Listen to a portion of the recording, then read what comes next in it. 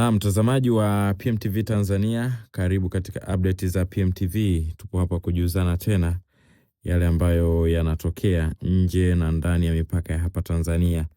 Sasa siku ya jana ilikuwa ni taarifa kubwa kwa upande wa Chama cha Demokrasia na Maendeleo Chadema. Tunajua kwamba walitoka kushinda kesi yao ambapo chama hicho kilizuiwa kufanya shughuli zao za kisiasa baada ya kesi ambayo ilikuwa ikiendelea ya mgawanyo wa mali, ambapo kwa upande wa Zanzibar kule walishtaki Chadema kutokuwa na mgawanyo sawa wa mali kati ya Chadema bara na Chadema Zanzibar. Sasa kamati maalum ya Chama cha Demokrasia na Maendeleo Chadema Zanzibar ilifanya kikao jana Juni 7, 2026 kisiwani Pemba kwa lengo la kujadili hali ya kisiasa ya Zanzibar na Jamhuri ya Muungano wa Tanzania.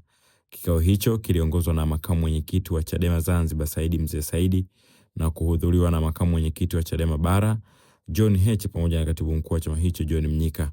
Katika kikao hicho viongozi hao wamejadili na kufanya tathmini ya mwenendo wa siasa nchini, hususan Zanzibar, kwa lengo la kubaini fursa, changamoto na mwelekeo wa hatua za chama katika kipindi kijacho. Aidha, kikao hicho kimejadili na kupitisha mpango mkakati wa Chadema Zanzibar wa miaka 5 ambao utatumika kama mwongozo wa utekelezaji wa shughuli mbalimbali za chama, sera zake na vipaumbele vya maendeleo ya kisiasa na kiutendaji katika kipindi husika. Viongozi wa chama hicho wameeleza kuwa mpango huo unalenga kuimarisha ujenzi wa chama, kuongeza ushiriki wa wananchi katika shughuli za kisiasa na kuimarisha utekelezaji wa malengo ya Chadema Zanzibar katika miaka ijayo. Hali kadhalika, katika upande mwingine, chama hicho kanda ya Pemba kimetangaza kumvua wanachama Said Isa Mohamed kufuatia makosa ya kinidhamu. Itakumbukwa kwamba huyu Said pamoja na wenzake wawili ndio walioshtaki Chadema Mahakama Kuu ya Tanzania masjala ndogo ya Dar es Salaam katika kesi ya mgawanyo wa rasilimali ambayo ilifutwa mahakamani hapo.